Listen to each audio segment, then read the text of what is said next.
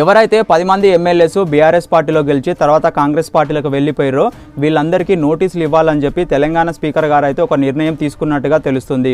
ఇక్కడ supreme court of India ఏదైతే ఉందో సుప్రీంకోర్టు ఆఫ్ ఇండియా ఎవరైతే పార్టీ మారిరో వీళ్ళందరిపైన ఏదో ఒక నిర్ణయం తీసుకోవాలని చెప్పి 90 రోజుల గడువు అయితే తెలంగాణ స్పీకర్ గారికి ఇచ్చింది. దీన్ని దృష్టిలో పెట్టుకొని తెలంగాణ స్పీకర్ గారు ఎవరైతే అడ్వకేట్ జనరల్ ఉంటారో అడ్వకేట్ జనరల్ గారి దగ్గర న్యాయ సలహా తీసుకొని వీళ్లకు నోటీసులు ఇవ్వాలని చెప్పి ఒక నిర్ణయం అయితే తీసుకున్నారు. ఒకవేళ ఈ నోటీస్ ప్రకారము ఈ 10 మంది ఎమ్మెల్యేలకు నోటీస్ ఇస్తే వీళ్ళ పదవులు నుంచి పోయే అవకాశం ఉంటుంది.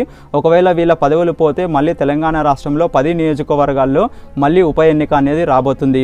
ఇక్కడ ఎవరైతే అడ్వకేట్ జనరల్ గారు ఉంటారో అడ్వకేట్ జనరల్ గారు ఏం చేస్తారంటే రాష్ట్ర ప్రభుత్వానికి న్యాయ సలహా ఇస్తారు.